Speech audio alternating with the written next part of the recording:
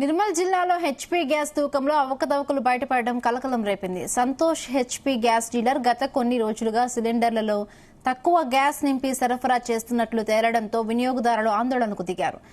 దస్తూరాబాద్ మండల కేంద్రంలో గ్యాస్ వాహనాన్ని పట్టుకుని స్థానికులు తూకం వేశారు. ఒక్కో సిలిండర్లో 3 నుండి 5 కిలోల గ్యాస్ తక్కువగా ఉన్నట్లుగా తేలింది. దాంతో దస్తూరాబాద్ పిఎస్కి గ్యాస్ వాహనాన్ని తరలించారు. గ్రామస్తుల సమక్షంలో జిల్లా తూనికలు కొలతల అధికారి భూలక్ష్మి విచారణ చేపట్టారు. మొత్తం 40 సిలిండర్లో 3 నుండి 4 కిలోల బరువు తక్కువగా రావడంతో హెచ్పీ గ్యాస్ ఏజెన్సీపై శాఖాపరమైన చర్యలు తీసుకుంటామని వెల్లడించారు.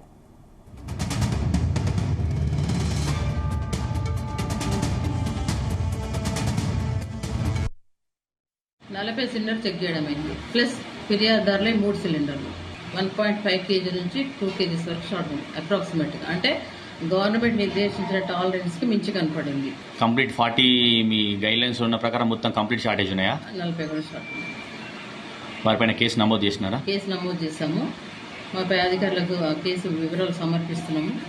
అధికారుల ఆదేశాల మీదకు చట్ట ప్రకారము వాళ్ళ మీద ఏం చర్య తీసుకోమంటే ఆ చర్యకు మేము పాస్ చేస్తాం. ఆర్డర్స్ కొన్ని రోజులుగా హెచ్పీ గ్యాస్ పైన మాకు అనుమానం అనేది జరిగింది. అంటే గ్యాస్ తక్కువ ఉందేమనేసి అనుమానంతో కొన్ని రోజులుగా చూస్తున్నాం. ఎలా దొరకబట్టాలో మాకు తెలియక నిన్న శుక్రవారం రోజు ప్రొద్దున గ్యాస్ హెచ్పీ గ్యాస్ దస్తరాబాద్ గ్రామ పంచాయతీ వద్దకు రావడం జరిగింది.